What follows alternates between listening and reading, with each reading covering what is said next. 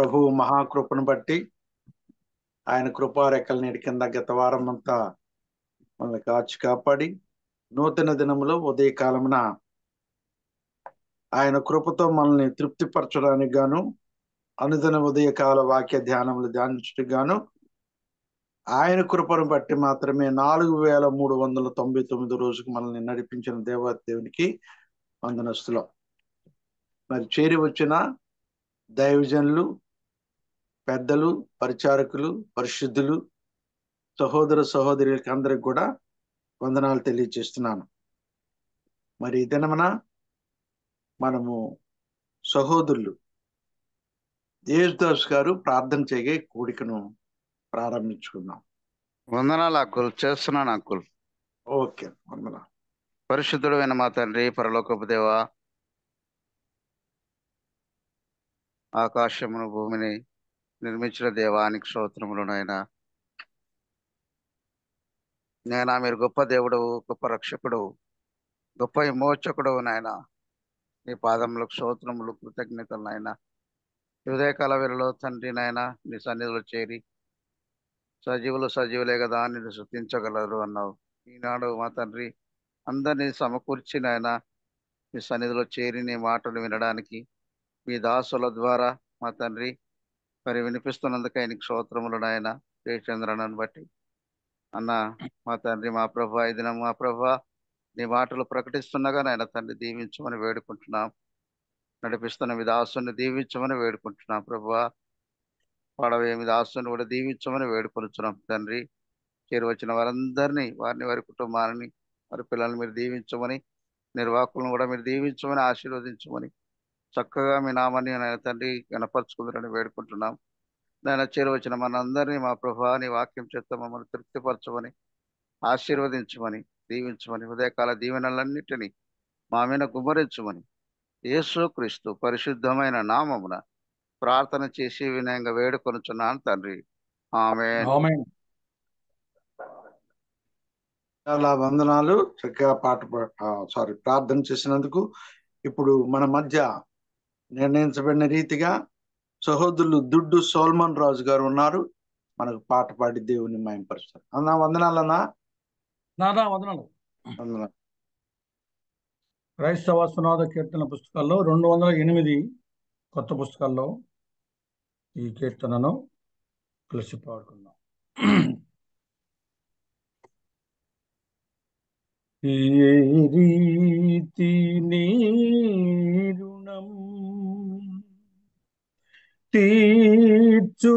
తీర్చుకొందునే సువా, ఏ రీతి నీ రుణం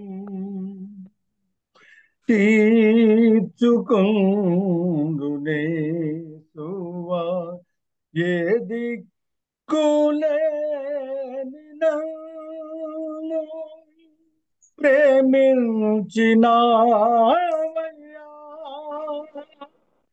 ఎంతో కృపను చూపి నన్ను దీవించినావయ్యా, ఏ రీతి నీ రుణం తీర్చుకొందునే సువా, పాపాల సంగ్రామమునా పయనించు వేళలో పాషాణ మనసు మార్చి పరిశుద్ధుని చేశావయ్యా, పాపాల సంగ్రామమునా పయనించు వేళలో పాషాణ మనసు మార్చి పరిశుద్ధుని చేశావయ్యా, ఏ రీతి నీ రుణం తీర్చుకొందునే సువా, ఏ రీతి నీ రుణం తీర్చుకొందునేసువా నా పాప శిక్ష సిలువపై భరించి నావయ్యా నా దోషములను గ్రహించి క్షమించి నావయ్యా నా పాప శిలువపై భరించి నావయ్యా నా దోషములను గ్రహించి నన్ను క్షమించినవయ్యా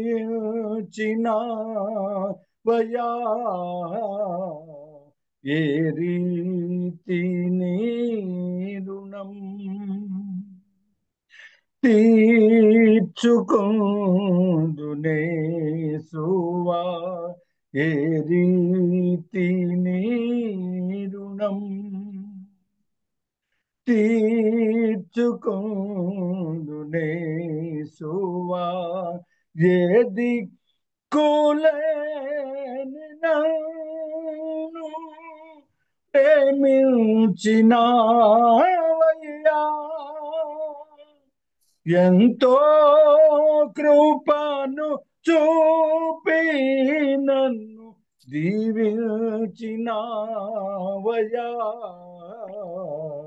ఏ రీతి నీ రుణం తీర్చుకొందునేసువా అన్నా వందనాలు. చాలా వందనాలన్నా. చక్కగా ఉదయకాలమున చక్కగా పాట పాడి దేవుని మహిమపరిచినందుకు ప్రాముఖ్యమైన సమయానికి మనం వచ్చాం. ఈ దినమున దేవుని ఏర్పాటును బట్టి సహోదరులు పెరుమాళ్ళ జయచంద్రరావు గారిని ఏర్పాటు చేశారు వాక్య సందేశం అందించడానికి. అందుకు మరి సహోదరులు జయచంద్రరావు గారి కొరకును ఉపదేశం కొరకును మడ్డిమణి చంద్రన్న గారు ప్రార్థన చెల్లిస్తున్నాము. ఘనమైన మా తండ్రి, నమ్మకం కలిగిన మా ప్రభువా, దయాదాక్షిణ్య పరిపూర్ణుడా, నీకు స్తోత్రాలు చెల్లిస్తున్నాం తండ్రి. ఉదయకాలంలో నీ సన్నిధి సహవాసంలో మమ్మల్ని సమకూర్చి సమావేశపరిచి సంసిద్ధపరిచి నీ పాదములు ఎదుట ప్రభువానైనా ఇలాగూ ప్రభువానైనా కూర్చొని నీ దయగల మాటలను వినడానికి మమ్మల్ని సిద్ధపాటు చేసిన దేవానికి స్తోత్రాలు. నడిపిస్తున్న నీ దాసును బట్టి స్తోత్రములు చెల్లిస్తున్నాం. పాట పాడిన నీ దాసును బట్టి వందనములు స్తోత్రములు చెల్లిస్తున్నాం. ప్రారంభ ప్రార్థన చేసిన నీ దాసును బట్టి వందనములు చెల్లిస్తున్నాం తండ్రి. ప్రభువానైనా కూడి వచ్చిన వారిని బట్టి వందనములు స్తుతులు స్తోత్రములు చెల్లిస్తున్నాం. నీ దాసుడు నీ పచ్చా నిలబడుచుండగా ప్రభువానైనా మాకు కావలసినటువంటి వాక్యమును నీ దాసుని ద్వారా మీరు అందించి ప్రభువానైనా నీ దాసుని శిలువ చాటున మరుగు చేసి మీ స్వరమే వినబడలాగన మీరే కనబడలాగన కృపను అనుగ్రహించమని నీ సన్నిధానంలో మేము ప్రభువానైనా వినయముతో విధేయతతో భయముతో భక్తితో కూర్చొని తగ్గింపు జీవితముతో నీ మాటలు వినటానికి కృపను అనుగ్రహించమని ప్రార్థిస్తున్నాం. వినిన వాక్యములను మా హృదయాలలో భద్రపరుచుకుని వాక్య ప్రకారం జీవించడానికి కృపను అనుగ్రహించమని ఈ కూడికను ఆదియు మధ్యం అంతమునైనా మీరు చక్కగా జరిగించి కూడిక ద్వారా నీ నామమునకు మహిమయు ఘనతయు ప్రభావములు కలిగించుకొని మాకు మేలు క్షేమ పరుగులు దిద్దుబాటు అనుగ్రహించమని యేసు ప్రభు నామమున ప్రార్థన చేసి అడిగి వేడుకుంటున్నాము తండ్రి. చాలా చాలా వందనాలన్నా. చక్కగా పాట ప్రార్థన చేశారు. ఇప్పుడు వాక్యం కొరకు మనం వెళ్తున్నాం కాబట్టి దయచేసి అందరూ మీట్లో ఉండాలని వాక్యం చక్కగా వినాలని మనవి చేస్తున్నాను. ఇప్పుడు జయచంద్రరావు గారికి సమయం ఇస్తున్నాం. 6 గంటల వరకు అన్నా మీరు సమయాన్ని వాడుకోవచ్చు. సమయాన్ని తీసుకోనండి. వందనాలన్నా. ప్రభువునందు ప్రియమైన సోదరులారా, ప్రభు మహాకృపను బట్టి నూతన సంవత్సరంలో మొదటి నెలలో 16వ దినములోనికి దేవుడు మనల్ని ప్రవేశపెట్టాడు. దేవుని కృప మన మీద విస్తరిస్తూ ఉంది. సంవత్సరాలు గతించినా కూడా ఆయన వాత్సల్యత మన మీద నిలుస్తూనే ఉంది. దినాలు తరిగిపోతూ ఉన్నాయి, సంవత్సరాలు దాటిపోతూ ఉన్నాయి. కానీ దేవుడు మాత్రం నిత్యము ఉన్నాడు. మనల్ని ప్రేమిస్తూ, మనల్ని వెంటాడుతూ, వెంబడిస్తూ, తన చేతి నీడలో మనల్ని కప్పుతూ, తన కృపచేత మనల్ని ఆవరిస్తూ, నేటి వరకు మనము బ్రతుకున్నట్లుగా ఆయన మన జీవాన్ని పొడిగించి మనకు ఆయుస్సును అనుగ్రహించి, ఈ ఉదయకాలం వేళ దేవుని దాసులు బర్నబాసన్న గారు ఏర్పాటు చేసినటువంటి ఆధ్యాత్మికమైన జూమ్ కార్యక్రమంలో మనమందరం కూడా సహవాసంగా చేరడానికి దేవుడు మనకు కృపను అనుగ్రహించాడు. అందుకై మన ప్రభువును ఎంతైనా స్తుతించబద్దులమై ఉన్న ఈ జూమ్ కార్యక్రమంలో చేరినటువంటి పెద్దలకు, అధ్యక్షులకు, సేవకులకు, నిర్వాహకులకు, గాయకులకు, సోదర సోదరులకు అందరికి కూడా నా హృదయపూర్వక వందనాలు తెలియజేస్తూ ఉన్నారు. ఉదయకాలం వేళ మన ధ్యానం కోసమై పరిశుద్ధ గ్రంథములో నుండి యెహెజ్కేలు గ్రంథము 47వ అధ్యాయం. యెహెజ్కేలు గ్రంథము 47వ అధ్యాయం మొదటి 5 వచనాలు చదువుదాం. అయ్యగారు వాయిస్ ఓకే? ఓకేనా? ఓకే. యెహెజ్కేలు గ్రంథము 47వ అధ్యాయం మొదటి 5 వచనాలు. అతడు మందిరపు గుమ్మమునకు నన్ను తోడుకొని వచ్చెను. మందిరము తూర్పు ముఖముగా ఉండెను. నేను చూడగా మందిరపు గడప క్రింది నుండి నీళ్లు ఉబికి తూర్పుగా పారుచుండెను. ఆ నీళ్లు బలిపీఠమునకు దక్షిణముగా మందిరపు కుడి పక్కను క్రింది నుండి పారుచుండెను. పిమ్మట ఆయన ఉత్తరపు గుమ్మపు మార్గముగా నన్ను నడిపించి చుట్టూ త్రిప్పి తూర్పునకు పోవు దారిని బయట గుమ్మమునకు తోడుకొని వచ్చెను. నేను చూడగా అచ్చట గుమ్మపు కుడి ప్రక్కను నీళ్లు ఊబికి పారుచుండెను.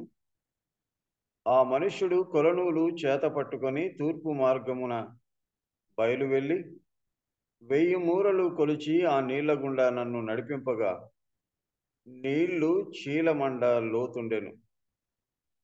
ఆయన మరి 1000 మూరలు కొలిచి నీళ్ల గుండా నన్ను నడిపింపగా నీళ్లు మోకాళ్ళ లోతుండెను. ఇంకా ఆయన 1000 మూరలు కొలిచి నీళ్ల గుండా నన్ను నడిపింపగా నీళ్లు మొలలోతుండెను. ఆయన ఇంకను 1000 మూరలు కొలవగా నీళ్లు మిక్కిలి లోతై నేను దాటలేనంత నది కనబడెను. దాట వీలు లేకుండా ఈదవలసినంత నీరు గల నది ఆయను. చిన్న ప్రార్థన చేద్దాం. పరిశుద్ధుడైనటువంటి తండ్రి, ప్రేమ కలిగినటువంటి దేవా, మీకు స్తోత్రం చెల్లిస్తూ ఉన్నా. మమ్మల్ని ప్రేమించి మాకు ఆయుస్సును దయచేసి మంచి ఆరోగ్యాన్ని ప్రసాదించి వేకువజామునే లేచి మీ దాసులు ఏర్పాటు చేసినటువంటి జూమ్ ప్రోగ్రాంలో మేమందరం కూడా సహవాసంగా చేరడానికి మాకు కృపను అనుగ్రహించారు. మీకు వందనాలు చెల్లిస్తూ ఉన్నా. మా ఆధ్యాత్మిక జీవితాలను ఆశీర్వదించడానికి మీరు ఏర్పాటు చేసినటువంటి ఈ చక్కటి కార్యక్రమాన్ని బట్టి మిమ్మల్ని స్తుతిస్తూ ఉన్నా. అంత్య దినాలలో ఉన్నా, అపాయకరమైన కాలాల్లో జీవిస్తూ ఉన్నా. అక్రమం విస్తరించి ప్రేమ చల్లారేటువంటి దినాల్లో ఉన్నా. దుర్బోధలు బహుగా విస్తరిస్తూ విశ్వాసులను కలవరపరిచేటువంటి దినాల్లో ఉన్నా. సాధ్యమైనతే ఏర్పరచబడిన వారి సహితము మోసం చేయడానికి ప్రయత్నం చేస్తున్న సాతాను యొక్క కుయుక్తి దినాలలో మేము జీవిస్తూ ఉన్నాం. ఈ దినాలలో మేము సత్యాన్ని నేర్చుకోవాలి, సత్య క్రమం ప్రకారంగా జీవించాలి. అందుకోసమై మీ దాసులు ఎంతోమంది ఆ సత్యాన్ని నేర్పించడానికి సేవకులను ఆహ్వానిస్తూ ఇలాంటి కార్యక్రమాలు నిర్వహిస్తూ ప్రయాసపడుతూ ఉన్నారు. వారి ప్రయాసను బట్టి మీకు వందనాలు. ఈ ఉదయకాలం మేమందరము చేరి మీ గ్రంథంలో నుంచి ఒక భాగాన్ని చదువుకున్నాం. అందులో నుండి మాకు చాలిన సరిపోయినటువంటి సందేశం దయచేసి మీరే మహిమ పొందమని మా ప్రభువును రక్షకునైన క్రీస్తు యేసు అతి పరిశుద్ధ నామమున స్తోత్రం చెల్లించి ప్రార్థన చేసి వేడుకుంటున్నాము తండ్రి. ఆమేన్. ప్రభునందు ప్రియులారా, మనం చదువుకున్నటువంటి ఈ భాగంలో యెహెజ్కేలునకు దేవుడు ఒక దర్శనాన్ని చూపిస్తూ ఉన్నాడు. ఆయన దర్శనములో ఒక మనుష్యుడు ఆయనను తోడుకొని వచ్చినట్టుగా, ఒక మనుష్యుడు ఆయనను నడిపించినట్టుగా ఆ దర్శనంలో కనపడుతూ ఉంది.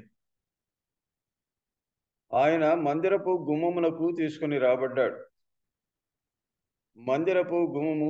మందిరము తూర్పు ముఖముగా ఉండెను అని వ్రాయబడి ఉంది. అక్కడ నుండి ఒక నది పారుతూ ఉంది. నది అన్నది ఆశీర్వాదకరంగా మనకు కనపడుతూ ఉంది. మెస్సియా కాలములో, లేకుంటే ఆయన రాకడ దినాలలో ఆయన ఏర్పాటు చేసినటువంటి ఆ నిత్య రాజ్యములో ఇశ్రాయేలీలు పొందబోయేటువంటి ఆశీర్వాదాలకు ఈ నది సూచనగా ఉంది. అనేక చోట్ల కొన్ని నదులు కనపడుతూ ఉన్నాయి. నది దీవెనకరమైనదే. ఏదైనా తోటలో కూడా ఒక నది కనపడుతూ ఉంది. 2వ అధ్యాయం ఆదికాండంలో ఏదెనులో నుండి ఒక నది బయలుదేరుతూ ఉంది. అది 4 భాగాలుగా చీలిపోయింది అని. ఎందుకు ఆ నది తోటను తడుపుటకు అని వ్రాయబడి ఉంది. నది ఎక్కడ పారుతూ ఉందో అక్కడంతా కూడా బీడుగా ఉన్నటువంటి పొలాలు, ఎండిపోయినటువంటి భూములు సస్యశ్యామలంగా మారుతాయి. నీరు చాలా అవసరం. నీవు ఎక్కడికి వెళతావు నీవే తీర్మానం చేసుకో. నీవు ఉత్తరానికి వెళితే నేను దక్షిణానికి వెళతాను, నీవు తూర్పుకు వెళితే నేను పడమరకు వెళతాను అని అబ్రహాము లోతుతో సంప్రదిస్తూ ఉన్నప్పుడు లోతు ఆయన ఒకసారి అలా కన్నులెత్తి చూచాడు సొదొమ గొమొర్రా పట్టణాల వైపు. అది ఏదైనా తోటలాగా నీళ్లు ప్రవహించేటువంటి దేశంగా, పచ్చని పొలాలు కలిగినటువంటి ప్రాంతంగా చూచాడు. అంటే ఎక్కడైతే నీళ్లు ఉన్నాయో, నదులు ఉన్నాయో అక్కడ ఉన్నటువంటి భూమి అంతా కూడా పంట పొలాలతో తులతూగుతూ ఉంటుంది. కీర్తనల గ్రంథం 46వ అధ్యాయం 4వ వచనంలో కూడా ఒక నది కనపడుతూ ఉంది. చూడండి, కీర్తనల గ్రంథం 46వ అధ్యాయం 4వ వచనం. ఒక నది కలదు, దాని కాలువలు దేవుని పట్టణమును, సర్వోన్నతిని మందిరపు పరిశుద్ధ స్థలమును సంతోషపరుచుచున్నవి అన్నాడు. అక్కడ కూడా ఒక నది ఉందట. ఆ నది, దాని కాలువలు దేవుని పట్టణమును, సర్వోన్నతుని మందిరపు పరిశుద్ధ స్థలమును సంతోషపరుస్తూ అన్నాడు. ఈ కాలువలు, నదిలో నుండి వచ్చేటువంటి ఆ కాలువల ద్వారా వచ్చే నీరు దేవుని పట్టణాన్ని, ఆ పట్టణములో ఉన్నటువంటి పరిశుద్ధ స్థలమును కూడా అనగా ఈ నీళ్లు ప్రజలకు, పట్టణానికి కూడా సంతోషాన్ని కలిగించే.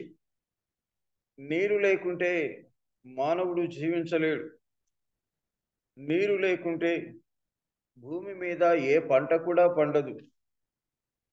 3.5 సంవత్సరాలు వర్షమైనా మంచైనా కురవలేదట. అప్పుడు ఎంత భయంకరమైనటువంటి కరువును ఎదుర్కొన్నారు.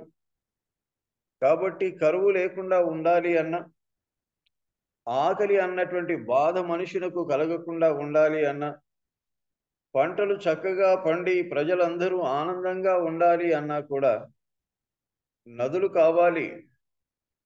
ఆ నదుల ద్వారా వచ్చేటువంటి నీరు పట్టణాన్ని, పరిశుద్ధ స్థలాన్ని కూడా సంతోషపరుస్తూ ఉంది అన్నటువంటి మాటలు వ్రాయబడ్డాయి. యోవేలు గ్రంథంలో అక్కడ కూడా ఒక నది కనపడుతుంది. చూడండి, యోవేలు గ్రంథం 3వ అధ్యాయం 18వ వచనం ఒకసారి చదువుదాం. యోవేలు గ్రంథం 3వ అధ్యాయం 18వ వచనం. ఆ దినమందు పర్వతముల్లో నుండి క్రొత్త ద్రాక్షారసము పారును, కొండలలో నుండి పాలు ప్రవహించును, యూదా నదులన్నిటిలో నీళ్లు పారును, నీటి ఊట యెహోవా మందిరములో నుండి ఉబికి పారి షిత్తీము లోయను తడుపును. లోయలను తడిపేది, ఊటలు ఊటలుగా పారుతూ ప్రజలను సంతోషపరిచేది ఈ నది. ఈ నది ఎక్కడి నుండి పారుతూ ఉంది? మందిరపు గడప క్రింది నుండి పారుతూ ఉంది అని వ్రాయబడి ఉంది. ఈ మందిరం ఎక్కడ ఉంది? అది తూర్పు ముఖమున ఉండేను అనేటువంటి మాటలు ఉన్నాయి. తూర్పు కూడా ఆశీర్వాదకరమైనటువంటి దిక్కే. దేవుని గ్రంథంలో తూర్పుని గురించి కూడా కొన్ని మంచి మాటలు వ్రాయబడ్డాయి. మొట్టమొదట మానవుని నిర్మాణం చేసినప్పుడు దేవుడు ఒక తోటను వేశాడు. ఏ దిక్కున వేశాడని వ్రాయబడి ఉంది? 2వ అధ్యాయం ఆదికాండం 8వ వచనంలో దేవుడైన యెహోవా తూర్పున ఏదెనులో ఒక తోట వేసి అనే మాటలు ఉన్నాయి. మొట్టమొదట మానవుని ఉంచడానికి కూడా దేవుడు ఎంచుకున్నటువంటి దిక్కు కూడా తూర్పు దిక్కే. అదే హెస్కేలు గ్రంథంలోనే ఇంకొక మాట చూడండి. 40 అధ్యాయం హెస్కేలు గ్రంథంలో 40వ అధ్యాయంలో ఇంకొక మాట కనపడుతూ ఉంది.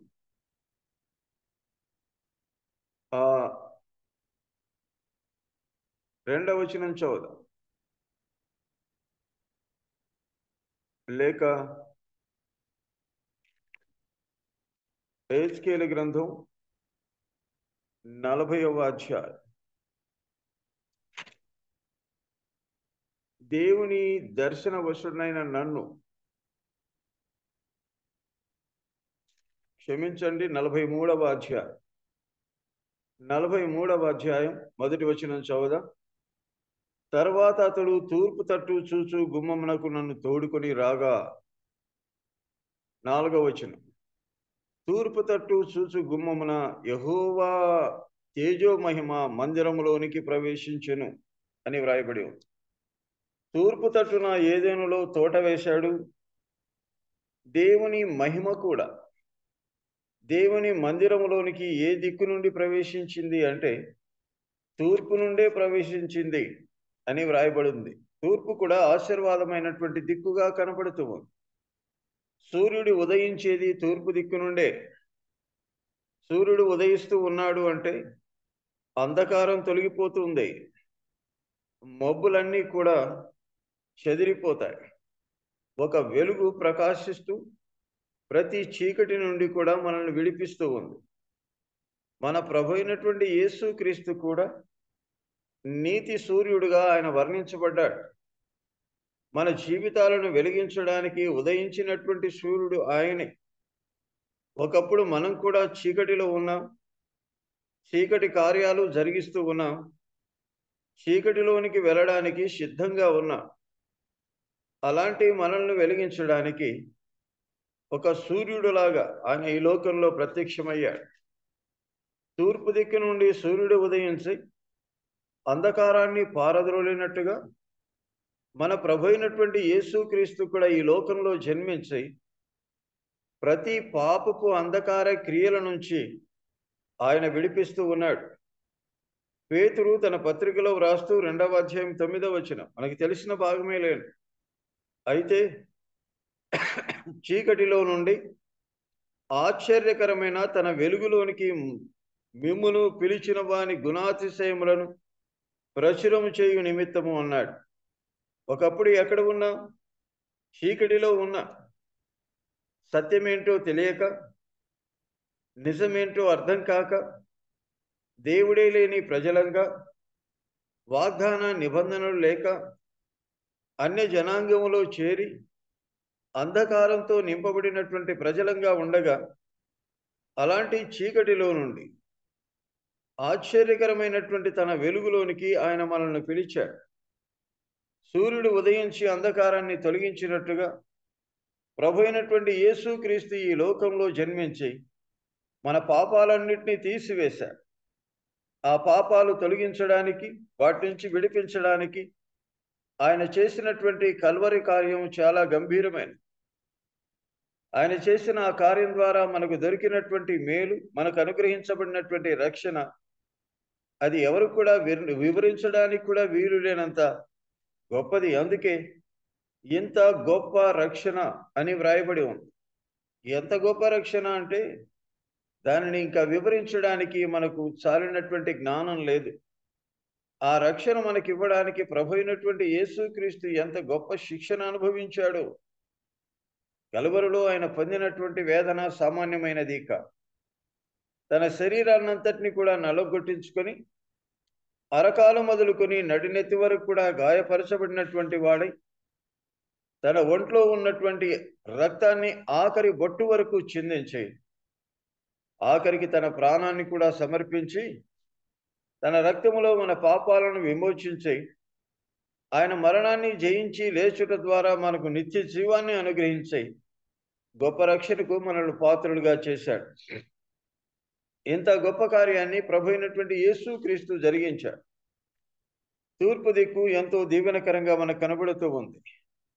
అంతేకాదు, ప్రభు అయినటువంటి యేసుక్రీస్తు ఈ లోకంలో జన్మించినప్పుడు ఆయనను దర్శించడానికి, ఆయనను పూజించడానికి వచ్చినటువంటి జ్ఞానులు కూడా ఏ దిక్కు నుండి వచ్చారు?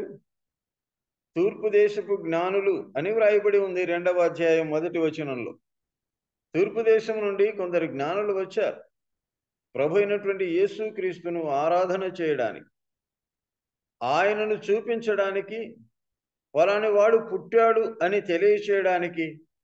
ఆకాశములో పుట్టినటువంటి నక్షత్రం కూడా ఏ దిక్కున పుట్టింది అంటే ఆ జ్ఞానులే చెబుతూ ఉన్నారు. 2వ అధ్యాయం 2వ వచనంలో మత్తయి సువార్తలో, యూదుల రాజుగా పుట్టినవాడు ఎక్కడనున్నాడు?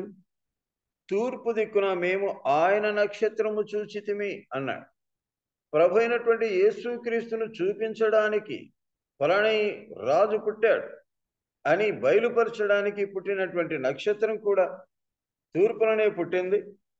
తూర్పు దేశం నుండి జ్ఞానులు కూడా వచ్చారు. తూర్పు దిక్కున సూర్యుడు ఉదయిస్తూ ఉన్నాడు. తూర్పు దిక్కు నుండే యెహోవా తేజస్సు మందిరంలో ప్రవేశించింది అనే మాటలు వ్రాయబడ్డాయి. ఆ మందిరంలో నుండే ఒక నది బయలుదేరుతూ ఉంది. ఆ నది విస్తారమైనటువంటి జలములతో నిండుకొని ఉంది. జలములు కూడా దేవుని వాక్యంలో మంచి భావముతోనే నిండుకొని ఉన్నాయి. ఆ జలములు మంచి అర్థాన్ని తెలియచేస్తూ ఉన్నాయి. నిజానికి ఆ జలములు మన ప్రభు అయినటువంటి దేవునికి పోలికగా ఉన్నాయి అనే లేఖనాన్ని చెప్తూ ఉన్నాయి. ఇర్మియా గ్రంథము 2వ అధ్యాయం, ఇర్మియా గ్రంథము 2వ అధ్యాయం 13వ వచనం చూడండి. 2వ అధ్యాయం 13వ వచనం, నా జనులు 2 నేరములు చేసి ఉన్నారు, జీవ జలముల ఊటనైన నన్ను విడిచి ఉన్నారు అన్నాడు. ఈ జలములు మన ప్రభు అయినటువంటి దేవునికే సూచనగా ఉన్నాయి. ఆయనే జీవ జలముల ఊట. ఆయన ఎక్కడ ఉంటాడు అక్కడ ఆశీర్వాదాలే. ఆయన ఉన్న స్థలములో మనుషులకు దీవెనలు ఉన్నాయి, మనుష్యునికి భవిష్యత్తు ఉంది, మనుషునికి మెండైనటువంటి ఆశీర్వాదాలు దొరుకుతూ ఉన్నాయి.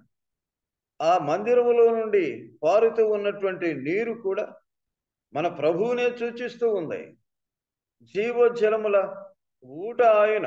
17-13 కూడా చూడండి. ఇర్మియా గ్రంథంలోని, ఇర్మియా గ్రంథం 17వ అధ్యాయం 13వ వచనం కూడా చదువుదాం. ఇశ్రాయేలునకు ఆశ్రయమా, యెహోవా నిన్ను విసర్జించిన వారందరూ సిగ్గునందుదురు. నా ఎడల ద్రోహము చేయువారు యెహోవా అను జీవ జలముల ఊటను విసర్జించి ఉన్నారు అన్నాడు. యెహోవా అను జీవ జలముల ఊటను విసర్జించి ఉన్నారు. యెహోవానే జీవ జలముల ఊట. జలములు మన దేవునికి సూచనగా కనబడుతూ ఉన్నాయి. ప్రభు అయినటువంటి యేసుక్రీస్తు సమరయ స్త్రీతో మాట్లాడుతూ ఆయన పలికిన మాట కూడా చూడండి. యోహాను సువార్త 4వ అధ్యాయం, యోహాను సువార్త 4వ అధ్యాయం 13వ వచనం చదువుదాం. అందుకు యేసు, ఈ నీళ్లు త్రాగు ప్రతి వాడును మరలా దప్పికొనును, నేనిచ్చు నీళ్లు త్రాగువాడు ఎప్పుడునూ దప్పికొనడు. నేనిచ్చు నీళ్లు నిత్య జీవమునకై వానిలో ఊరడి నీటి బుగ్గగా ఉండునని ఆమెతో చెప్పెను. 13, 14 వచనాల్లో ఈ మాటలు ఉన్నాయి. ఆయనే నీళ్లు, ఆయన ఇచ్చే నీళ్లు, ఆయన నోటి మాట ద్వారా దొరికేటువంటి ఆ జలములు, నేను ఇచ్చేటువంటి నీళ్లు అన్నాడు. ఆయన నిజంగా ఏదో బిందెతో ముంచో చెంబుతో తీసుకునో గ్లాసులో పోసో మనకి ఇస్తున్నటువంటి వాడు కాదు, కానీ ఆయనే ఒక ఊటగా ఉన్నాడు. ఆయన నుండి వచ్చేటువంటి ప్రతి మాట కూడా ఎండిపోయిన జీవితాలను, చెడిపోయినటువంటి బ్రతుకులను బాగు చేసేటువంటి పచ్చని భూమిని పండించగలిగిన నీటి ఊటలాగా ఆయన మాటలు ఉన్నా. ఆయనే ఒక జలముల ఊట, జీవజలముల. నేను ఇచ్చేటువంటి నీళ్లు అవి ఎవడైనా త్రాగాడు అంటే వాడు ఎప్పటికి కూడా దప్పికొనడు. అది నిత్య జీవమును ఇచ్చేటువంటి నీటి ఊటగా ఉన్నాయి అని చెబుతూ ఉన్నాడు. 7వ అధ్యాయం 38వ వచనం, అదే యోహాను సువార్త 7వ అధ్యాయం 37వ వచనం చూడండి. 38వ వచనం, నా యందు విశ్వాసముంచు వాడెవడో లేఖనము చెప్పినట్టు వాని కడుపులో నుండి జీవజల నదులు పారునని బిగ్గరగా చెప్పెను. తన యందు విశ్వాసముంచు వారు పొందబోవు ఆత్మను గురించి ఆయన ఈ మాట, పరిశుద్ధ ఆత్ముడు కూడా ఒక నీటి ఊటగా ఊరడి ఒక జలములాగా ఆయన కనబడుతూ ఉన్నారు. వాడి కడుపులో నుండి జీవజల నదులు, ఇది ఆయన ఆత్మను గురించి మాట్లాడుతూ ఉన్నాడు అని వ్రాయబడి ఉంది. యెహోవా జీవజలముల ఊటై ఉన్నాడు. మన ప్రభువు కూడా ఆయన ఇచ్చేటువంటి నీళ్లు, అనగా ఆయన నోటి నుండి వచ్చే ప్రతి మాట కూడా ఒక జీవజలములాగా కనపడుతూ ఉంది. పరిశుద్ధాత్ముడు కూడా జీవజలమ ఊటలాగా కనపడుతూ ఉన్నాడు. నేను ఇచ్చేటువంటి నీళ్లు నా యందు విశ్వాసం ఉంచువాడు లేఖనము చెప్పినట్టు వాని కడుపులో నుండి జీవజల నదులు పారును. ఏ భాగాన్ని గురించి, ఏ సందర్భాన్ని గురించి మాట్లాడుతూ ఉన్నాడని 39వ వచనంలో అన్నాడు. తన యందు విశ్వాసం ఉంచువారు పొందబో ఆత్మను గురించి. పరిశుద్ధాత్ముడు కూడా ఆయన జీవజల నదులతో పోల్చబడ్డాడు. జీవజలం లేకుంటే జలములు అన్నది మంచి భావముతో ఆశీర్వాదకరమైనటువంటి సంగతులతో వ్రాయబడి ఉంది. ఆ మందిరములో నుండి పారుతూ ఉన్నటువంటి నీళ్లు అవి ప్రభువును సూచిస్తూ ఉన్నాయి. మన ప్రభువైన యేసుక్రీస్తుకు ముంగుర్తుగా ఉన్నాయి. అలాగే ఆయన మనకు అనుగ్రహించిన పరిశుద్ధాత్మనికి కూడా అవి సూచనగా ఉన్నాయి. అంతేకాదు ఎఫెసీయులకు రాసినటువంటి పత్రిక 5వ అధ్యాయం 27వ వచనం చూడండి. ఎఫెసీయులకు రాసినటువంటి పత్రిక 5వ అధ్యాయం 27వ వచనం, అటువలే క్రీస్తు కూడా సంఘమును ప్రేమించి అది కలంకమైనను ముడతైనను అట్టిది మరి ఏదైనను లేక పరిశుద్ధమైనది గాను నిర్దోషమైనది గాను మహిమగల సంఘము గాను ఆయన తన ఎదుట దాన్ని నిలబెట్టుకొనవలనని వాక్యముతో ఉదక స్నానము చేత దానిని పవిత్రపరిచి పరిశుద్ధపరచుటకై దాని కొరకు తన్ను తాను అప్పగించుకొనను. వాక్యము కూడా నీటితో పోల్చబడి ఉంది. వాక్యముతో ఉదక స్నానము చేత దానిని పవిత్రపరిచి అన్నాడు. ఈ వాక్యం నీటితో పోల్చబడింది. ఈ వాక్యం ఎక్కడికి వెళుతూ ఉందో, ఎవరి హృదయాల్లోనికి వెళుతూ ఉందో, ఏ ప్రదేశానికి వెళుతూ ఉందో, ఏ సమూహంలోనికి వెళుతూ ఉందో వారినందరినీ బాగు చేసేది దేవుని వాక్యం. దేవుని వాక్యం సామాన్యమైనది కాదండి. నీటితో పోల్చబడింది. నీరు ఎక్కడికి వెళితే అక్కడ దీవెన ఉన్నట్టు, నీరు ఎక్కడికి వెళితే అక్కడ పచ్చగా భూమి అంతా కూడా పంట పొలాలతో నిండుకున్నట్టు, అలాగే దేవుని వాక్యం ఎక్కడికి వెళితే అక్కడంతా కూడా ప్రజలలో మార్పు కలిగేటట్టుగా దేవుని కార్యాలు జరుగుతూ ఉన్నాయి. ఆనాటి భక్తులందరూ వాక్యపు విలువను గ్రహించారు, వాక్యపు శక్తిని అనుభవించారు. దావీదు తన అనుభవంలో చెప్పినటువంటి మాట, నీ వాక్యమే నన్ను బాగు చేసెను అన్నాడు, నీ వాక్యమే నన్ను బ్రతికించెను అన్నాడు. 107వ కీర్తన 20వ చరణం చూడండి, ఏం రాయబడి ఉందో.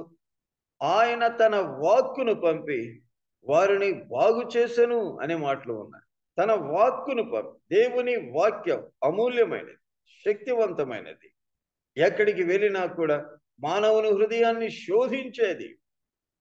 ఆయన వాక్యము సజీవమై బలము గలదై రెండంచులు గల ఎటువంటి ఖడ్గము కంటెను వాడి ప్రాణాత్మలను కీళ్లను మూలుగను విభజించినంత మట్టుకు దూరుతూ హృదయం యొక్క తలంపులను కూడా శోధిస్తూ ఉంది అని దేవుని వాక్యంలో వ్రాయబడి. దేవుని వాక్యం ఎంత గంభీరమైనది అండి, ఎంత విలువైనది, మానవుని జీవితానికి ఎంత అవసరమైనది. ఆ వాక్యాన్ని కూడా నీటితో పోల్చబడి ఉంది. మందిరంలో నుండి ఈ నీళ్లు పారుతూ ఉన్నాయి. మందిరంలో ప్రభు ఉన్నాడు. మందిరంలో ప్రభు అయినటువంటి యేసు క్రీస్తు యొక్క దర్శనం కనపడుతూ ఉంది. దేవుని మందిరంలో పరిశుద్ధాత్మని యొక్క సంచారం ఉంది. దేవుని మందిరంలో వాక్య సమృద్ధి ఉంది. ఆ జలములు మందిరంలో నుండే పారుతూ ఉన్నట్టుగా మనకు కనబడుతూ. మందిరం, దేవుని మందిరం అంటే ఎంత విలువైనది. అది తూర్పు తట్టున ఉన్నది. అందులో నుండి జలములు పారుతూ ఒక నది పారుతూ ఉంది. ఈ నది ఆశీర్వాదకరమైనదిగా కనపడుతూ ఉంది. మందిరాన్ని నిర్లక్ష్య పెట్టకండి, మందిర విషయంలో అలక్ష్యంగా ఉండకండి. దేవుని మందిరంలో దేవుడు ఉన్నాడు. దేవుని మందిరంలో జీవ జలపు ఊట లాంటి దేవుని సందేశాలు వినబడుతూ ఉన్నాయి. మన హృదయాలను వెలిగించేవి, పాడైపోయిన మన బ్రతుకులను బాగు చేసేవి, ఎండిపోయినటువంటి మన జీవితాలకు పచ్చదనాన్ని ఇచ్చేవి. దేవుని మందిరములో మన కోసమై ఉబుకుతూ ఉన్నటువంటి నీరు లాంటి వాక్యమే, నీరుతో పోల్చబడినటువంటి దేవుడే. దావీదు అన్నాడు, నేను దేవుని మందిరములో ఎలా ఉన్నాను అన్నాడు.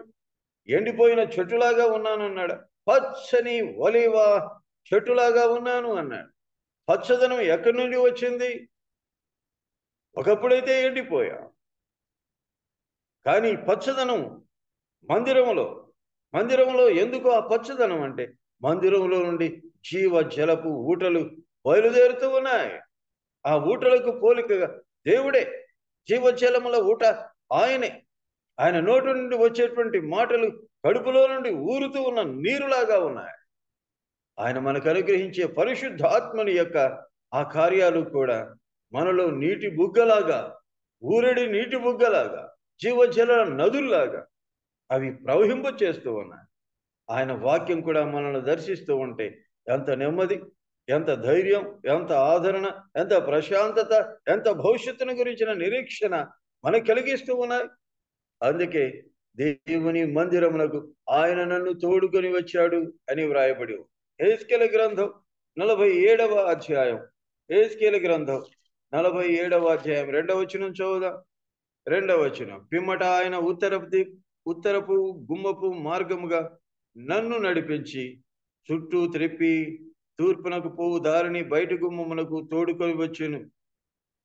పిమ్మట ఆయన ఉత్తరపు గుమ్మపు మార్గముగా నన్ను నడిపించి. ఎవరు ఆయన? అతడు అని వ్రాయబడి ఉంది. అతడు మన ప్రభు అయినటువంటి యేసు క్రీస్తే. యెహెజ్కేలు గ్రంథంలోనే, యెహెజ్కేలు గ్రంథం 40వ అధ్యాయం 3వ వచనం చదువుదాం. 3వ వచనం, అక్కడికి ఆయన నన్ను తోడుకొని రాగా ఒక మనుష్యుడుండెను. ఆయన మెరుగుచున్న ఇత్తడి వలె కనబడెను. దారమును కొలకర్రయు చేత పట్టుకొని ద్వారములో ఆయన నిలబడి ఉండెను. ఒక మనుష్యుడు ఉండెను. అతడు నన్ను తోడుకొని రాగా ఆయన ఒక మనుష్యుడిగా కనబడుతూ ఉన్నాడు. ఆ మనుష్యుడే మన ప్రభు అయిన యేసు క్రీస్తు కదా. యోహాను సువార్త చూడండి, పిలాతు ఏమంటూ ఉన్నాడు. యోహాను సువార్త 19వ అధ్యాయం, యోహాను సువార్త 19వ అధ్యాయం వచనాన్ని చదువుదాం. 5వ వచనం, యోహాను సువార్త 19వ అధ్యాయం 5వ వచనం. ఆ ముండ్ల కిరీటమును ఊదారంగు వస్త్రమును ధరించిన వాడై యేసు వెలపలికి రాగా పిలాతు, ఇదిగో ఈ మనుష్యుడు అని వారితో చెప్పెను. ఇదిగో ఈ మనుష్యుడు అనేటువంటి మాట ఎలా వ్రాయబడి ఉందండి మన బైబిల్లో? సాధారణమైనటువంటి అక్షరాలతోనే వ్రాయబడి ఉందా, లేకుంటే పెద్ద అక్షరాలతో వ్రాయబడి ఉంది? ఆ మనుష్యుడు ప్రత్యేకమైనటువంటి వాడు. ఆ మనుష్యుడు మన ప్రభు అయినటువంటి యేసుక్రీస్తే. పిలాతు ఆయనను వెలపలికి తీసుకొని వచ్చి ఆయనను పరిచర్యం చేస్తూ, లేకుంటే ఆయనను గురించి ప్రకటన చేస్తూ, ఇదిగో ఈ మనుష్యుడు అనేటువంటి మాటలు పెద్ద అక్షరాల్లో వ్రాయబడ్డాయి. ఆ మనుష్యుడు మన ప్రభువే. తిమోతికి రాసినటువంటి పత్రికలు కూడా పౌలు అన్నటువంటి మాట 2వ అధ్యాయం 5-6 వచనాల్లో వ్రాయబడి ఉంది. దేవుడు ఒక్కడే, దేవునికిని మానవులకును మధ్యవర్తి ఒక్కడే, ఆయనే క్రీస్తు యేసు అను నరుడు. ఆయన నరుడుగా, ఆయన మనుష్యుడిగా కనబడుతూ ఉన్నాడు. నిజానికి ఆయన దేవుడు అండి. యేసు ప్రభు ఏదో 2000 సంవత్సరాల క్రితం మాత్రమే ఈ లోకానికి వచ్చి మనుషులను ప్రేమించి మనుషుల కోసమే ప్రాణం పెట్టాడు అన్నటువంటి ఆ చరిత్ర అక్కడి నుండి మాత్రమే ఆరంభం కాదు. ఆయన అన్నిటికంటే ముందు ఉన్నవాడు, అన్నిటికీ ఆధారభూతుడు. ఆయన ద్వారా సమస్తము కలిగాయి. ఆయన లేకుండా ఏదీ లేదు. ఆయనే ఆది అయి ఉన్నాడు. ఆయన ఎక్కడ ఉన్నాడు? ఉన్నతమైనటువంటి లోకంలో అత్యున్నతమైనటువంటి సింహాసనమునందు ప్రభు ఆసీనుడై ఉన్నాడు. ఏ మనుష్యుడు కూడా సమీపింపరాని తేజస్సులో వసిస్తూ అమరత్వం కలిగినటువంటి దేవుడుగా ఉన్నాడు. దూతలు కూడా ఆయనను చూడలేక 2 రెక్కలతో తమ కాళ్ళను, 2 రెక్కలతో తమ ముఖమును కప్పుకొని 2 రెక్కలతో ఎగురుతూ పరలోకమందలి దేవుడు పరిశుద్ధుడు, పరిశుద్ధుడు, పరిశుద్ధుడు అని గాన ప్రతిగానములు చేస్తూ ఉన్నారు. ఆయనను చూస్తే ఏ నరుడు కూడా బ్రతకలేడు. ఆయన అంత తేజోమానమైనటువంటి మహిమలో ఉన్నాడు. పౌలును ఒకసారి ప్రభువు వెలుగు రూపంలో దర్శించినప్పుడు పౌలు సాక్ష్యం ఇస్తూ చెప్పినటువంటి మాట ఏంటంటే, సూర్య తేజస్సు కంటే మిక్కిలి ప్రకాశమానమైనటువంటి ఒక వెలుగు నన్ను దర్శించింది అన్నాడు. సూర్యుని కంటే కూడా ఎక్కువైనటువంటి వెలుగు కలిగినటువంటి కొన్ని కోట్ల కిలోమీటర్ల దూరంలో ఉన్న సూర్యుని వేడిని మనం తట్టుకోలేకపోతూ ఉంటాం. ఎండల కాలం దాదాపుగా 45-46 డిగ్రీలు ఉష్ణోగ్రత వస్తూ ఉందంటే మాడి మసైపోతూ ఉన్నారు. వడగాళ్ళ చేత, వడదెబ్బ చేత అనేకులు చనిపోయే పరిస్థితిలో ఉన్నాయి. కొన్ని కిలోమీటర్ల దూరంలో ఉన్న సూర్యుని వేడిని తట్టుకోలేకపోతాం. అంతకంటే కూడా ప్రకాశమానమైనటువంటి వెలుగు కలిగినటువంటి వాడు. ఆయనను చూచి ఏ నరుడు బ్రతకగలడు? అంత ప్రభావంతో కూడుకున్న స్వరూపం కలిగిన మన దేవుడు మనల్ని ప్రేమించి ఆయన మనుష్యుడిగా మారిపోయాడు. పాప శరీరాకారాన్ని ధరించుకున్నాడు. దీనుడుగా, దాసుడుగా ఈ లోకానికి వచ్చాడు. ఆయన నన్ను తోడుకొని రాగా ఒక మనుష్యుడు మనల్ని తోడుకొని పోవడానికి మనుష్యుడిగా వచ్చినటువంటి వాడండి. ఆయన ఏం చేస్తూ ఉన్నాడట? అతడు నన్ను 47వ అధ్యాయం ఎహెజ్కేలు గ్రంథం 2వ వచనం, పిమ్మట ఆయన ఉత్తరపు గుమ్మపు మార్గముగా నన్ను నడిపించి అనే మాటలో ఉన్నారు. మన దేవుడు నడిపించేవాడండి, విడిచిపెట్టేటువంటి దేవుడు కాదు. నిజంగా దేవుని నమ్ముకున్నటువంటి దేవుని పిల్లలు ఎంత ధన్యులో. నాకైతే చాలా ధైర్యం, ప్రభువు నమ్ముకున్నాం కాబట్టి. ఆయన విడిచిపెట్టే దేవుడు కాదు. యెహోవా తమకు దేవుడు కాగల జనులు ధన్యులు అని వ్రాయబడి ఉంది. ఆయన లేనటువంటి వారు ఎంత ఉన్నా, శ్రీమంతులైనా, కారుల్లో తిరిగినా, మేడల్లో నివాసాలు చేసినా, ఎంత గొప్ప పేరు ప్రతిష్టలు ఉన్నా, దేశానికి అధికారులైనా కూడా క్రీస్తు లేనటువంటి వాడు దరిద్రుడే. ఎంత ఉన్నా కూడా, ఎంత పేదవాడైనా ఆయనను కలిగినటువంటి వాడు మాత్రం యెహోవా తమకు దేవుడు కాగల జనులు ధన్యులు. ఈ ధన్యత దేవుడు మనకిచ్చాడు. పేదలు, ఎన్నికలేని వాళ్ళ, తృణీకరించబడినటువంటి వాళ్ళ, ఏ అర్హత లేదు మనకు. అలాంటి మనల్ని పిలిచి తన పిల్లలుగా స్వీకరించాడు, తన రాజ్యానికి వారసులుగా చేశాడు. ఆయన మనల్ని నడిపిస్తూ ఉన్నాడు. విడిచిపెట్టేటువంటి దేవుడు కాదు. ఒకసారి ఆయన పట్టుకున్నాడు అంటే ఆయన ఎంతవరకు ఉంటాడు? పేరు పెట్టి నన్ను పిలుచుకొంటివి, నా చేతిని పట్టుకొంటివి.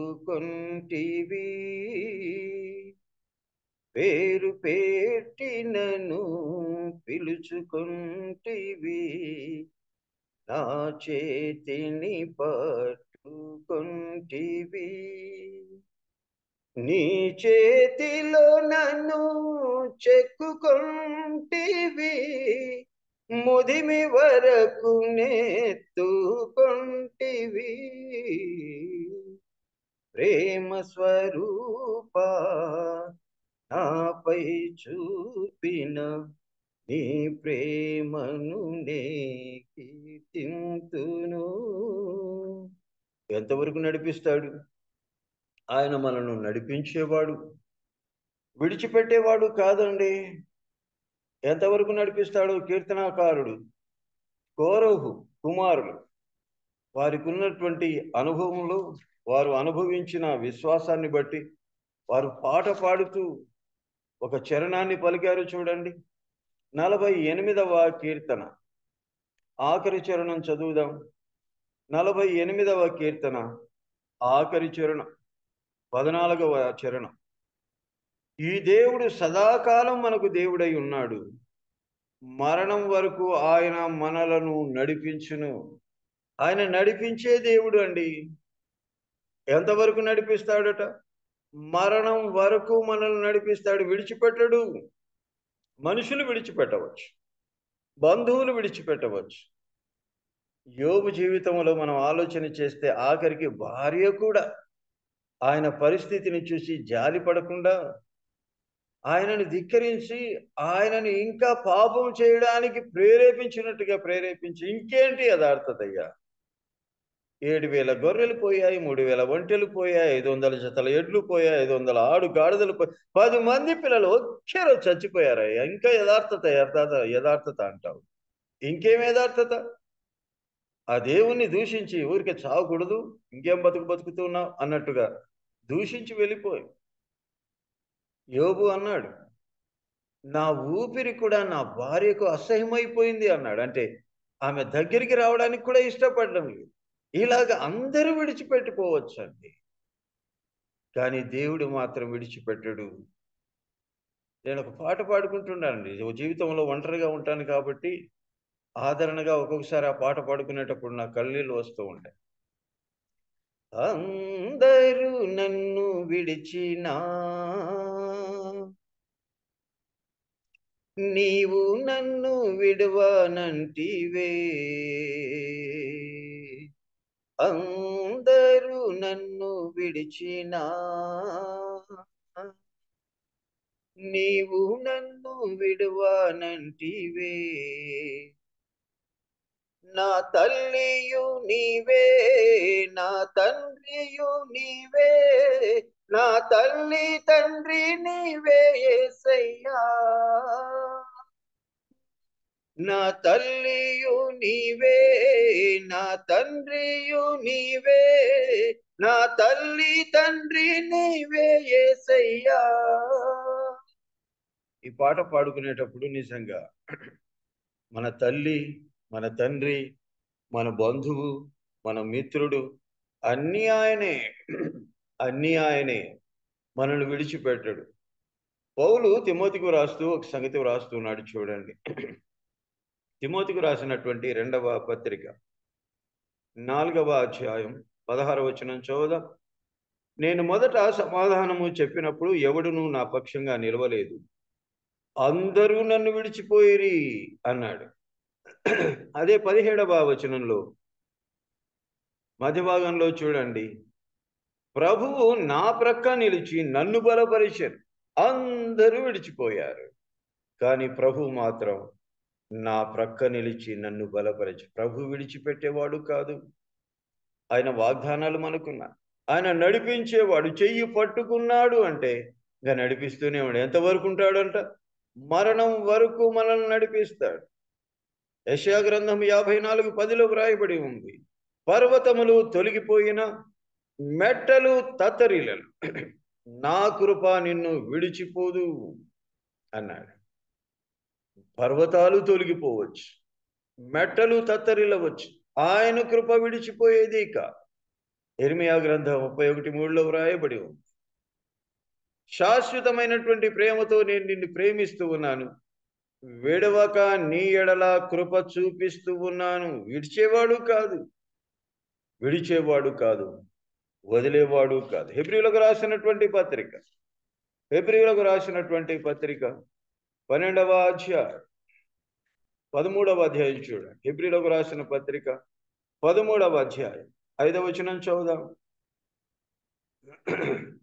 నిన్ను ఏమాత్రమును విడువను, నిన్ను ఎన్నడూను ఎడబాయనని ఆయనే చెప్పాను కదా. ఎవరు చెప్పారు? ఆయనే చెప్పాడు. చెప్పినటువంటి వాడు నమ్మదగినటువంటి దేవుడు అండి. ఆయన ఒకసారి చెప్పాడు అంటే ఇక దాన్ని నెరవేర్చక మానే దేవుడు కాదు. ఆయన మాట తప్పేవాడు కాదు. అబద్ధమాడడానికి ఆయన నరుడు కాదు. ఆయన స్వభావానికి విరుద్ధంగా ఏది చేయడు. ఒక్కసారి చెప్పాడు అంటే చేసి తీరుతాడు. చెప్పి చేయలేదంటే ఆయన అబద్ధికుడు అవుతాడు. ఆయన ఏం చెప్పాడు? నిన్ను ఏ మాత్రమును విడువను, నిన్ను ఎన్నడూ ఎడబాయనని ఆయనే చెప్పాను కదా. మనుషులు కాదు చెప్పింది. వాగ్దానం చేసినటువంటి దేవుడు ఎంత నమ్మదగిన వాడు అంటే ఆయన ఎంతైనా నమ్మదగిన దేవుడు అని విలాప వాక్యంలో 3:23 వ్రాయబడి, ఆయన ఎంతైనా నమ్మదగినటువంటి దేవుడు. దేవుడు చేసినటువంటి వాగ్దానాలన్నీ అవునన్నట్టుగానే ఉన్నాయి, కానీ ఆయన అవును అని కాదనేటువంటి వాడు కాదు. ఆయనే చెప్పాడు, ఇదిగో యుగ సమాప్తి వరకు మీతో కూడా ఉన్నాను అన్నాడు. మిమ్మల్ని చంకన పెట్టుకున్న వాడును నేనే అన్నాడు. ఆయన మనల్ని పట్టుకున్నాడు, ఆయన మనల్ని నడిపిస్తూ ఉన్నాడు. ఆయన నన్ను తోడుకొని వచ్చాడు, ఆయన నన్ను నడిపిస్తూ ఉన్నాడు అని యెహెజ్కేలు తన అనుభవంలో చెప్తూ ఉన్నాడు. నిన్ను నన్ను నడిపించేవాడు కూడా ఆయనే. లోకంలో ఉండగా, పాపములో ఉండగా, శాపగ్రస్తమైన స్థితి అనుభవిస్తూ ఉండగా, ప్రభువుకు దూరంగా ఉండగా, ఆయనకు శత్రువులమై జీవిస్తూ ఉండగా మనల్ని ప్రేమించి వెంటాడి తన వాక్యాన్ని వినిపించి తన ఆత్మ చేత ప్రేరేపించి మనల్ని రక్షణలోనికి నడిపించిన వాడు కూడా ఆయనే. మనల్ని రక్షణలోనికి నడిపించిన వాడు ఆయనే.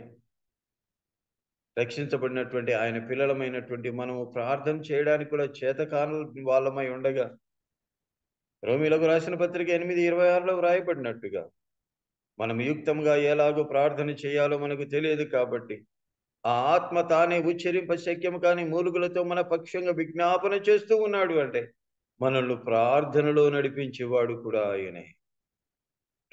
మనల్ని ప్రార్థనలో నడిపించేవాడు, రక్షణలోనికి నడిపించిన వాడు ఆయన, ప్రార్థనలో నడిపించేవాడు కూడా ఆయనే. యోహాను సువార్త 13వ అధ్యాయం, యోహాను సువార్త 13వ అధ్యాయం లేకుంటే 16వ అధ్యాయం 13వ వచనం చదువుదా. యోహాను సువార్త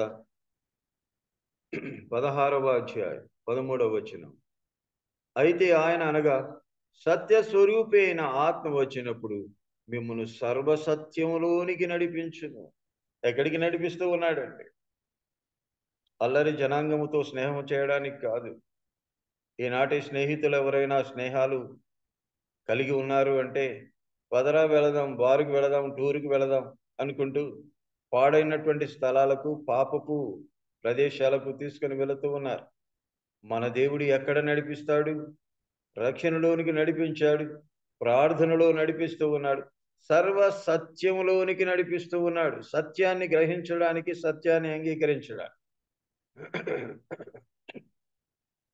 నేడు మన బ్రదరన్ సంఘాల్లో సత్యం మరుగున పడుతూ ఉంది. అన్య బోధలు ప్రవేశిస్తూ ఉన్నాయి. జాగ్రత్తగా ఉందామండి. చాలా భయంకరంగా మన బ్రదర్ అండ్ ఫెలోషిప్లో కూడా క్రమం చెడిపోతూ ఉంది. వాక్యపు విలువలు కోల్పోతూ ఉన్నారు. దుర్బోధకులు ప్రవేశిస్తూ ఉన్నారు. అందరికీ అవకాశాలు ఇస్తూ ఉన్నారు. అందరితో కలిసిపోతూ ఉన్నారు. హోషేయ గ్రంథంలో వ్రాయబడినట్టుగా ఎఫ్రాయిము అన్యజనులతో కలిసిపోయెను. అన్యులతో కలుస్తూ ఉన్నావా? అన్య సహవాసాలు, అన్య ఆచారాలు, అన్య అలవాట్లు, వారి పద్ధతులు, వారి పండుగలు, వారి ఉత్సవాలు, వారి దినాలు, వారి మాసాలు, ప్రత్యేకించబడిన తర్వాత ప్రత్యేకంగా ఉండేటువంటి ప్రత్యేకత నేడు సంఘాలు కోల్పోతూ ఉన్నాయి. అందరూ ఒకటి అన్నట్టుగా, మేము కూడా మీలో ఒకరం అన్నట్టుగా కలిసిపోతూ ఉన్నారు. జాగ్రత్తగా ఉందా? మనం ప్రత్యేకించబడిన వారు సత్యాన్ని ఎరిగినట్లు సత్యంలోనికి నడవాలి. అసత్యానికి దూరంగా ఉండాలి.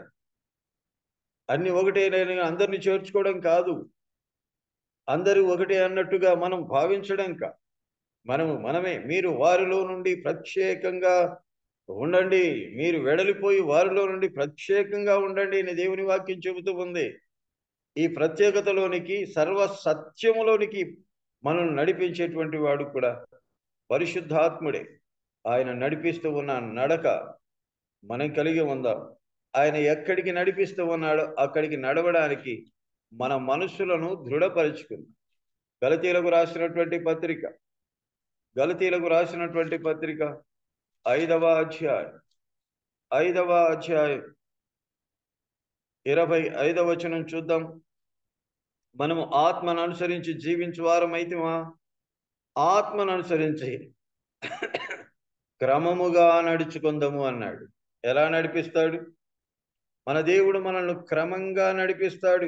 క్రమము అంటే వాక్య సంబంధమైనటువంటి సిద్ధాంతంలో మనం ఏ విధమైనటువంటి పద్ధతులు అవలంబిస్తూ ఉన్నామో అవి వాక్యముతో సంబంధించినవా, వాక్య ఆధారం ఉందా అని పరిశీలన చేసుకుని నడవాలే తప్ప ఏదైనా ఒకటి అన్నట్టుగా ప్రవర్తిస్తే రేపు ప్రభు ఎదుట నిలిచినప్పుడు జవాబు చెప్పవలసి ఉంది. ఆనాడు ప్రభు దగ్గరికి కొందరు వస్తారట. వారు సామాన్యులు కాదు, ఎన్నో గొప్ప కార్యాలు చేసిన వారని ప్రభువే చెప్పాడులేండి. వారు అంటూ ఉన్నారట ప్రభు దగ్గరికి వచ్చి, మేము మీ నామమున దయ్యములను వెళ్ళగొట్టాం, అద్భుతాలు చేశాం, నీవు మా వీధుల్లో తిరిగావు కదా, మాతో పాటు నీవు భోంచేసావు కదా అని ఎన్నెన్నో గొప్ప సంగతులు ప్రభు దగ్గర చెబుతూ ఉంటే ప్రభు వారితో అన్నటువంటి మాట ఏంటి అంటే, అక్రమము చేయువారులారా నా యొద్ద నుండి మీరు వెడలిపోండి లేక తొలగిపోండి అన్నాడు. అక్రమము చేయువారులారా చేశారు, ఏమేమో చేశామని భావించారు, మేము బాగా చేస్తూ ఉన్నామని ఊహించారు, ఎన్ని అద్భుతాలు జరిగిస్తూ ఉన్నాం, ఎన్ని దయాలు వెళ్ళగొట్టామని ఉప్పొంగారు. కానీ దేవుని దృష్టిలో అది క్రమమైనటువంటి పద్ధతి కాదు అని ప్రభు వారిని గద్దించాడు. మీరు అక్రమము చేశారు. క్రమం వాక్యం చెబుతూ ఉంది. వాక్యానుసారంగా చేశారా? వాక్యపు ఒక కొలతనిచ్చాడు దేవుడు. మన సంఘాలలో వాక్య కొలత ప్రకారమే ఉండాలి, కానీ భిన్నంగా ఏది ఉండకూడదండి. బోధ కానివ్వండి, ప్రార్థన కానివ్వండి, సేవ కానివ్వండి, ఆరాధన కానివ్వండి, ఏదైనా చేయాలి. మనల్ని దేవుడు క్రమమైన పద్ధతిలో నడిపించేవాడే కానీ వాక్యానికి వేరుగా, వాక్యానికి భిన్నంగా, వాక్యానికి వ్యతిరేకంగా మనల్ని నడిపించేవాడు కాదు. వాక్యమే లేకుండా, వాక్యపు విలువలే లేకుండా ఏదో చేస్తూ ఉన్నామని ఉప్పొంగేటువంటి గుంపులు చాలా ఉన్నాయి ఈ దినాలు. జాగ్రత్త పడదా. మన దేవుడు మనల్ని నడిపించేవాడు. ఆయన నన్ను తోడుకొని నన్ను నడిపించి అనే మాటలు ఉన్నాయి.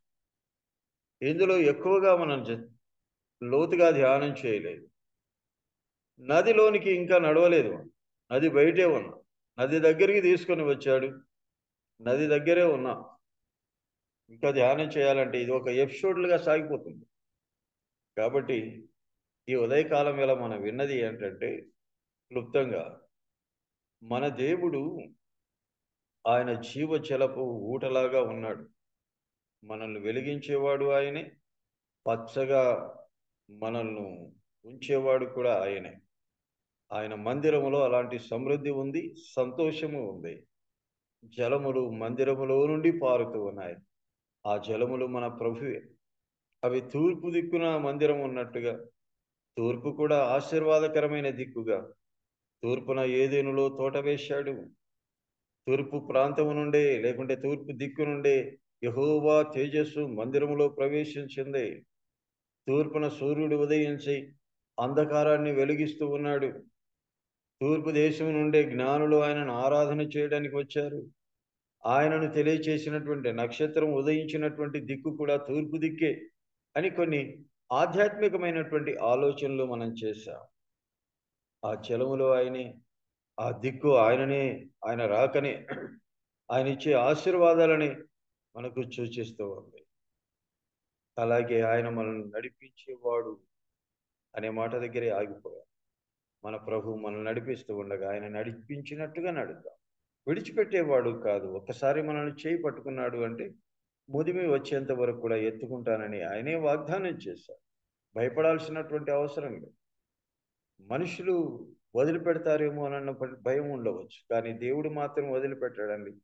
ఈనాడు కన్న తల్లిదండ్రులను కూడా పిల్లలు ఆఖరి వరకు చూడలేకపోతాం. అనాథాశ్రమాల్లో వదిలిపెడుతూ పెంచి పెద్ద చేసినటువంటి తల్లిదండ్రులను కూడా ప్రేమించలేని నికృష్ట స్థితికి నేడు పిల్లలు వచ్చారు. కానీ దేవుడు విడిచిపెట్టాడండి. ఆయన మనల్ని ప్రేమించి తన ప్రాణమే పెట్టాడు. మనల్ని ఎందుకు విడిచిపెడతాడు? కాబట్టి నిత్యము తోడుగా ఉండే దేవుడు, మరణం వరకు మనల్ని నడిపించేటువంటి ఆ దేవుడు మనకు తోడుగా ఉండగా ఆయన నడిపించినట్టుగా నడుద్దాం. క్రమంగా నడుద్దాం. ప్రార్థనాపూర్వకంగా నడుద్దాం. సర్వ సత్యములోనికి నడుద్దాం. ముఖ్యంగా ఆయన ఇచ్చేటువంటి గొప్ప రక్షణలోనికి ఒకప్పుడు నడిచాం లేదు. ఇంకెవరైనా రక్షణ పొందని వారు ఉంటే వారు నడిస్తే మంచిది.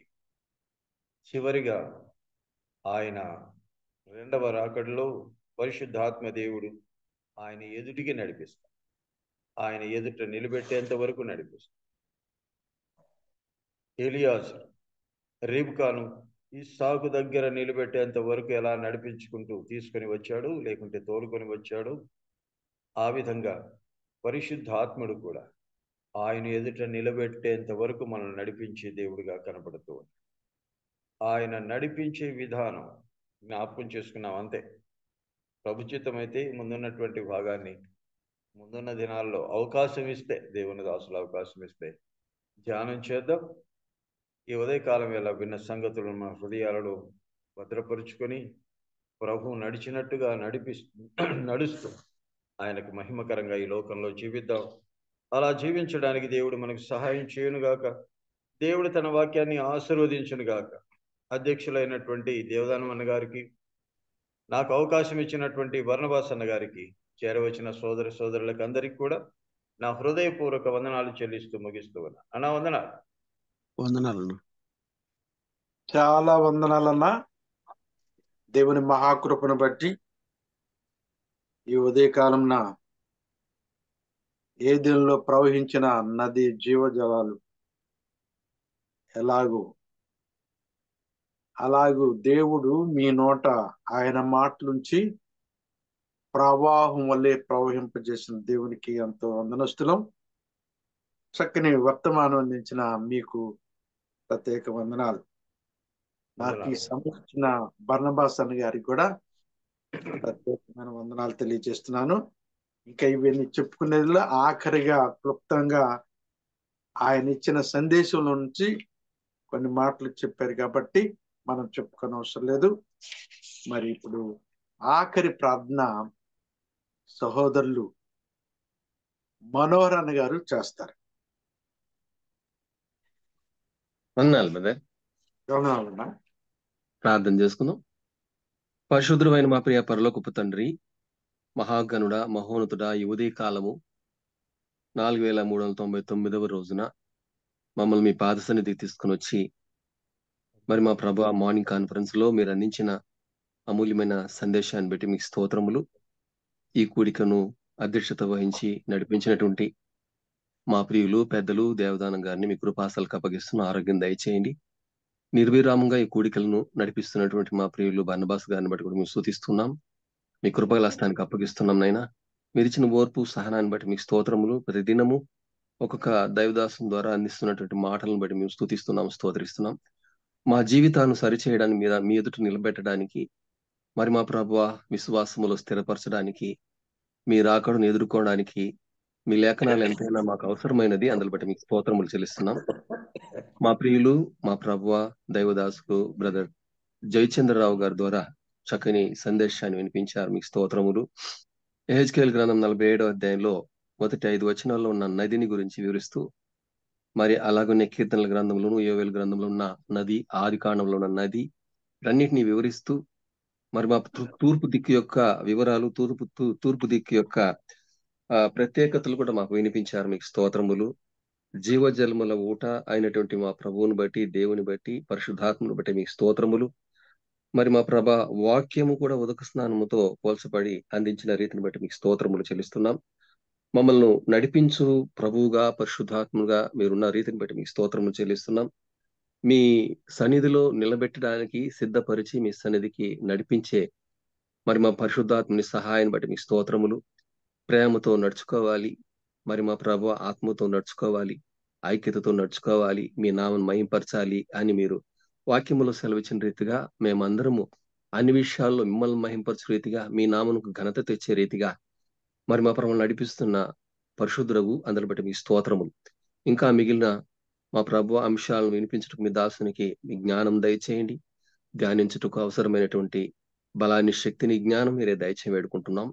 కరుణా సంపన్నుడా, ఈ ఉదయకాలం మీరు అందించిన మాటలను బట్టి మీకు స్తోత్రములు చెల్లిస్తూ, మా ప్రియులు జాన్పాల్ గారి అత్తగారు సుబలమ్మ ఆరోగ్యం కొరకు ప్రార్థన చేస్తున్నాం. క్యాన్సర్ తో బాధపడుతున్న సహోదరిని జ్ఞాపకం చేసుకుంటున్నాం. ప్రేమ్ జాషువా చిన్న బిడ్డ ఆరోగ్యం కొరకు ప్రార్థన చేస్తున్నాం. ఇంకా ఎవరైనా అనారోగ్యంగా ఉంటే వారి కొరకు ప్రార్థన చేస్తున్నాం. అక్కడక్కడ సువార్తలు ప్రకటిస్తుండగా ఆటంకాలు జరుగుతున్నాయి. మరి మా ప్రభువా వాటన్నిటిని కూడా మా ప్రభువా బిడ్డలను కాపాడమని వేడుకుంటున్నాం. మీ కొరకు నమ్మకంగా సాగుతూ మీ స్వార్థను విస్తారంగా ప్రకటిస్తున్న బిడ్డల కొరకే ప్రార్థన చేస్తున్నాం. 29వ తేదీన మార్కాపురంలో చేరి వస్తున్న ప్రియులందరిని బట్టి మీ స్తోత్రములు, ఆ కూడికను మీ కృపాస్థలకు అప్పగిస్తున్నాం. మీ మహిమగలాస్థానికి అప్పగిస్తున్నాం. మీరే మా ప్రభావ మాతో ఉండి నడిపించమని, రేపటి దాన్ని మమ్మల్ని సిద్ధపరచమని, ఈ దినమంతా మీ కాపుదల భద్రత మాకు దయచేయమని మా ప్రభైన యేసుక్రీస్తు పరిశుద్ధ నామమున స్తుతులు, స్తోత్రములు, కృతజ్ఞతలు చెల్లించి ప్రార్థించి అడిగి వేడుకుంటున్నాం. పరలోకమందున మా పరమ తండ్రి, ఆమేన్. ప్రసంగంలో ఉన్న అన్ని అంశాలు ఎత్తిపెట్టుకుని ప్రార్థించిన మనోహరన్ గారికి వందనాలు తెలియజేస్తున్నానన్న. అలాగే మొట్టమొదట ప్రార్థన యేసుదాస్ అన్న గారు చేశారు, అందరూ బట్టి వందనాలు. తర్వాత చక్కని గీతము సిలువ పాట పాడిన దుడ్డు సోల్మన్ రాజు అన్న గారికి వందనాలు తెలియజేస్తున్నాను. అలాగే మరి మెసేజ్ కొరకు మడ్డిమని చంద్రన్న గారు ప్రార్థన చేశారు, వారికి వందనాలు. తర్వాత చక్కని వర్తమానం అందించిన జయచంద్రన్న గారికి మరొకసారి వందనాలు తెలియజేస్తున్నాను. ఆఖరి ప్రార్థన చేసిన మరొక గారికి వందనాలు. చేరి వచ్చిన ప్రతి వారికి ప్రత్యేకమైన వందనాలు. నాకు ఈ సమయం ఇచ్చిన బర్నబాస్ అన్న గారికి మరొకసారి వందనాలు తెలియజేస్తూ వారికి సమయాన్ని అప్పగిస్తున్నాను. ఓవర్ టు బర్నబాస్ అన్న.